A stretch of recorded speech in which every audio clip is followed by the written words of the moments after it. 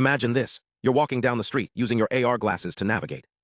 A sign reads danger, high voltage, but suddenly the D morphs into an O, now it reads danger, high voltage. You're not imagining things, this is a visual information manipulation attack, and it's a growing threat in augmented reality. But how do these attacks work? And more importantly, how do we stop them?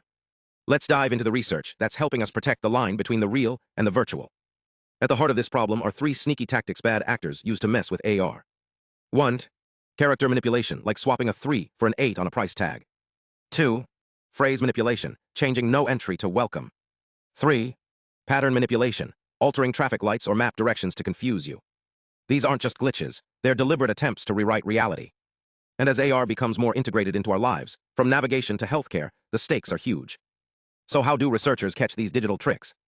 They built something called AR-VIM, a massive dataset of 452 video pairs showing real-world scenes with and without attacks.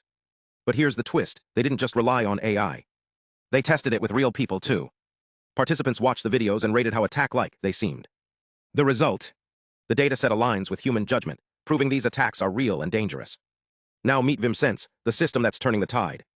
Unlike older tools that only check text or images, VIM-Sense uses AI that thinks. It combines OCR, text recognition, with vision language models, which act like a detective analyzing both visuals and context. For example, if a sign's text is altered, VIM-Sense doesn't just spot the change, it asks, does this make sense? And could this trick someone? And it works. In tests, VIM-Sense caught 88.9% of attacks, way better than systems that only check one thing.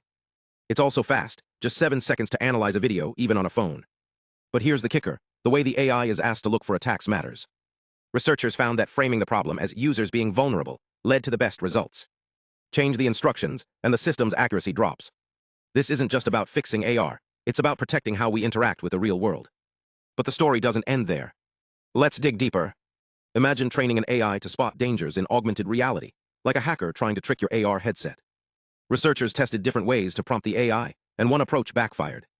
They made it too cautious, assuming users were easily confused. The result? The system started flagging normal things, like shadows or reflections, as threats. It caught real dangers, sure, but it also cried wolf way too often. Accuracy dropped to 47%, not great when you're trying to stay safe. So what's the lesson here? AI isn't some all-knowing wizard. It's only as smart as the questions we ask. Too vague and it misses real threats. Too strict and it panics over harmless stuff. The key? Finding the Goldilocks zone, prompts that are just right. But the researchers didn't stop there. They tested their system in the real world.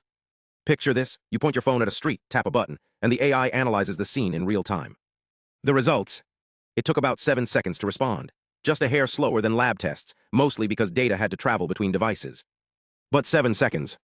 That's fast enough for things like AR navigation or training simulations.